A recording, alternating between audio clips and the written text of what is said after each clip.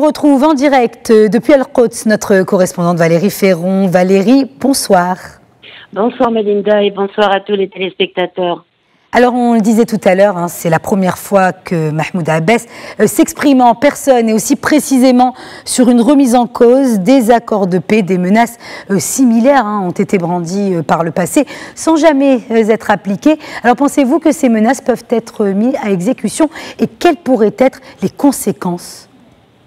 Alors, pour débroussailler un petit peu l'ensemble de la question, Melinda, rappelons quand même que le président Abbas s'est déjà exprimé, mais c'est en effet là d'une manière très très importante sur l'application des décisions, car les décisions elles-mêmes avaient déjà été votées par le comité exécutif de l'OLP depuis des années, et les Palestiniens attendent depuis des années en fait non pas que les décisions soient votées, mais qu'elles soient appliquée, et c'est maintenant donc la phase supérieure qui viendrait être enclenchée par le président Abbas. Les responsables palestiniens avaient expliqué tout au long de ces années en fait que l'application totale donc de ces décisions, de cet arrêt total des relations avec Israël ne pourrait se faire que graduellement et en fonction du contexte, puisqu'il s'agit d'un vrai changement de paradigme.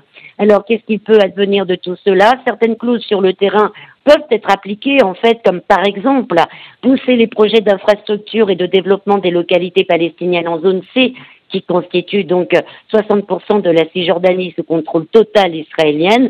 On a un vrai bras de fer sur le terrain entre les colonies et les politiques d'expulsion des Palestiniens de la part d'Israël dans cette zone.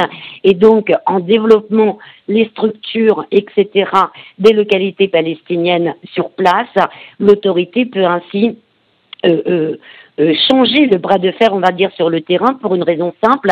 Le Premier ministre palestinien l'a expliqué lui-même, avec les démolitions de lundi dont vous avez parlé, eh bien Israël a tout simplement annulé le découpage territorial qui était issu des accords de paix d'Oslo.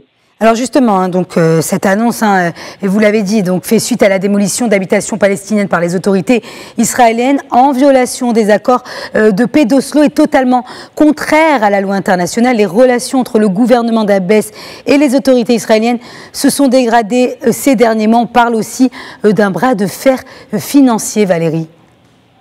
Alors, Melinda, de toute façon, les relations entre l'autorité nationale et Israël ont toujours été celles de l'occupant avec l'occupé, les Palestiniens, et bien sûr, tout ceci est renforcé, surtout depuis la venue au pouvoir aux États-Unis du président Donald Trump.